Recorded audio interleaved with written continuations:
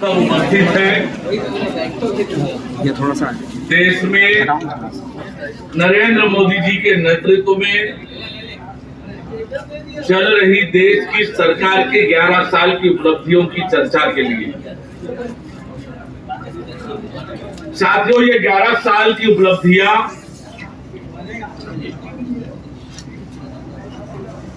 एक पत्रकार वार्ता में पूरी तरह से प्रस्तुत कर पाना बड़ा कठिन काम है। लिपिबद्ध कर पाना भी बड़ा कठिन काम है। ये 11 साल की उपलब्धियां सदियों सदियों तक याद रखे जाने वाली उपलब्धियां हैं। और जब हम 11 साल की उपलब्धि के बारे में चर्चा करें तब एक बात हमें यह भी सोचना चाहिए कि जब 2014 में नरेंद्र मोदी जी ने प्रधानमंत्री का कार्यभार ग्रहण किया, काम करना प्रारंभ किया, तब उस समय हमारे देश के क्या हालात थे, क्या परिस्थितियां थी, किस दौर से हमारा देश गुजर रहा था, यह भी एक नजर पर देखना आवश्यक है।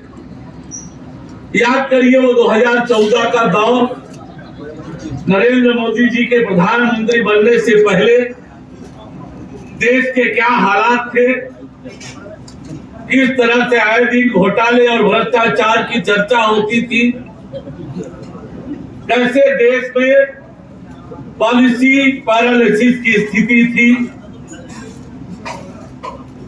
दुनिया के पटल पर हमारे देश के क्या हालात थे। इन सब को नजर डालते हुए पिछले 11 साल की उपलब्धियों पर नजर डालना आज के पत्रकार वार्ता का उद्देश्य है। आज हम नरेंद्र मोदी जी के नेतृत्व में संकल्प से सिद्धि, एक एक वो संकल्प पूरा होता चला गया है।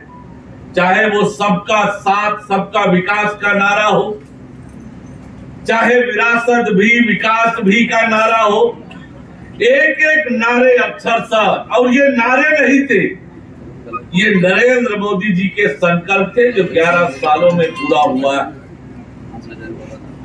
और जब 11 साल की उपलब्धियों पर नजर डालें तो अभी अभी जो ऑपरेशन सिंदूर सफलतापूर्वक जो संपादित हुआ है, उसकी बात से, उसकी सफलता से मैं अपनी बात की शुरुआत करूंगा कि किस प्रकार से पहलगाम की घटना के बाद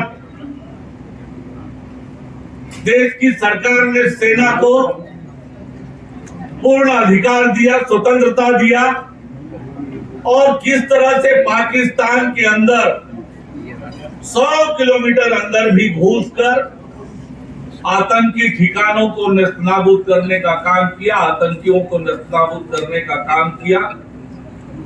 और ये मोदी जी के नेतृत्व में नया भारत है